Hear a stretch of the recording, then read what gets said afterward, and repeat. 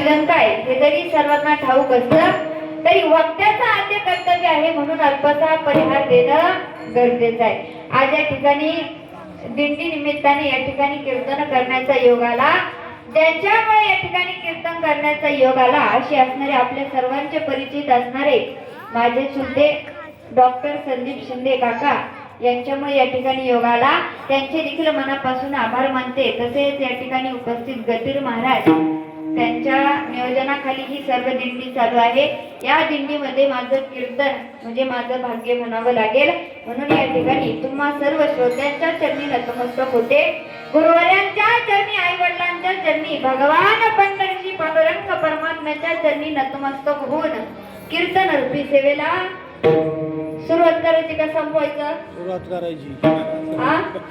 मला ऐकू येत नाही, वयामानानुसार ऐकायला थोडं कमी येतं. मोठ्याने बोला.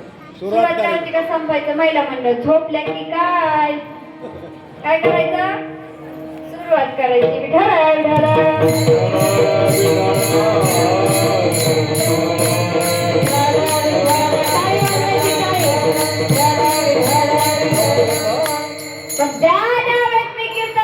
विठ्ठल विठ्ठल भजन घेईन त्या त्यावेळेस सर्वांनी मुखाने टाळी वाजवायची, हाताने भजन करायचं. जागेत ना सर्वजण. मग ज्या वेळेस कीर्तनामध्ये मी विठ्ठल विठ्ठल भजन घेईन त्या त्यावेळेस सर्वांनी मुखाने भजन करायचं आणि हाताने टाळी वाजवायची. मग टाळी वाजवल्याने काय होतं सांगून जाईल. जर आपण या हाताने टाळी वाजवली तर आपल्या हाताला खाजव येते, बरोबर. आणि जर हाताला खाजव आली तर आपल्याकडे काय येतो? पैसे, बरोबर ना. मग याच्यात आता याच्यातलं कोण असं आहे की त्याला पैसे? प्रत्येकाला पैसे पाहिजे. कारण या संपूर्ण विश्वामध्ये जगत असताना एकही जीव असा नाही की त्याला पैसे नको.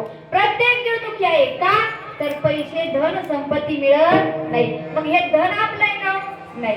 देह हे काळाचे, धन कुबेराचे, हे मनुष्याचे काय आहे? या ठिकाणी मनुष्याचं काहीही नाही. तरीही धन मिळावं म्हणून आपण कष्ट करतो, मग ते धन सुद्धा आपलं नाही. मग जो देखेसो दुखिया बाबा